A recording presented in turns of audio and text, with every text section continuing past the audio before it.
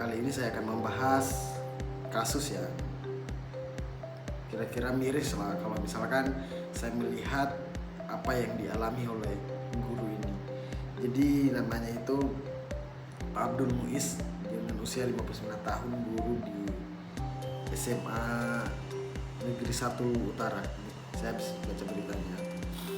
Saya baca beritanya itu di Kompas.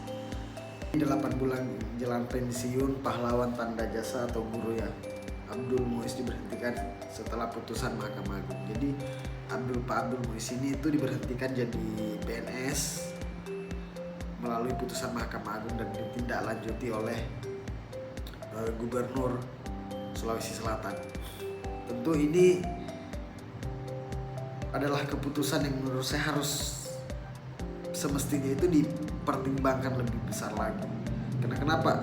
Bayangkan orang yang mengabdi puluhan tahun itu dipecat dengan alasan yang menurut saya tidak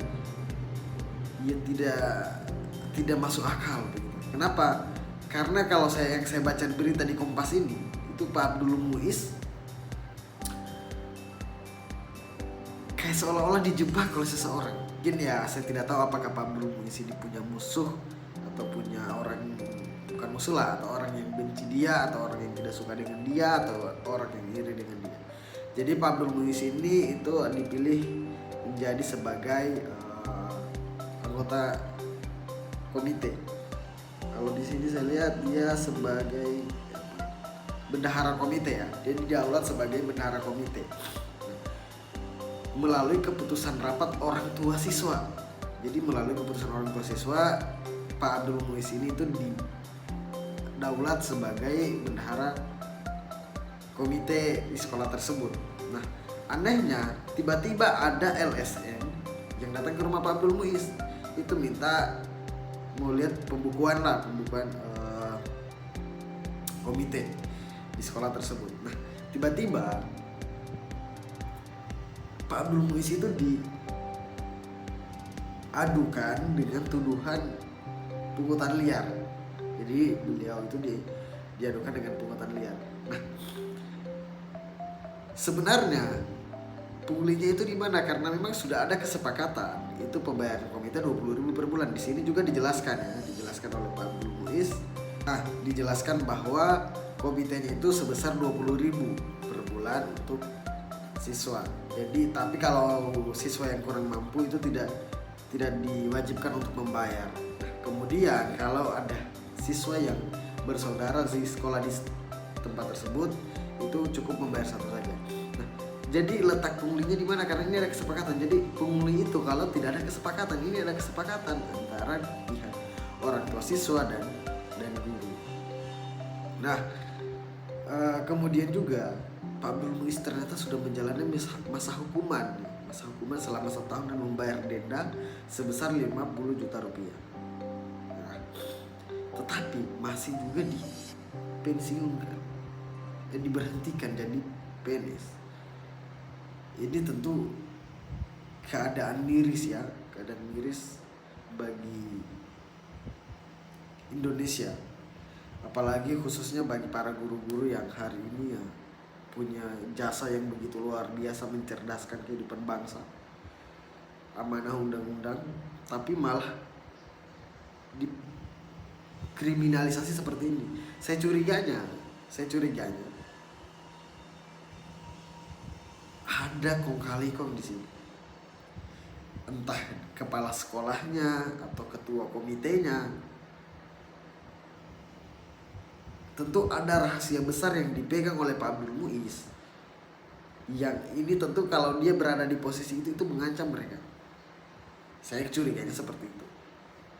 Atau mungkin yang justru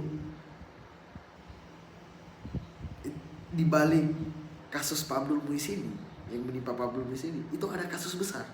Misal ada uang komite ya, kita tidak tahu, ada uang komite yang masih tersimpan dan itu dipakai oleh pihak lain. Ini masih andai-andai saja, tapi saya curiganya begitu. Ada uang komite yang besar dan itu dipakai, entah itu dipakai oleh Pak Abdul Muiz atau mungkin dipakai oleh apa dipakai oleh yang di atasnya Pak Abdul Muiz lah posisinya, itu mengkambing hitamkan Pak Abdul Muiz, sehingga ketika Pak Abdul Muiz dikenakan hukuman dan diberhentikan, maka dia tidak punya kekuatan untuk kemudian memberikan keterangan, memberikan kebenaran tentang apa yang terjadi di sekolah tersebut mengenai uang komite siswa.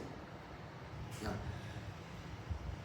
Tetapi kalau saya melihat di kasus ini ya tentunya saya sangat iba melihat kasus tersebut, apalagi yang ditimpa itu adalah guru PNS yang sudah mengabdi puluhan tahun.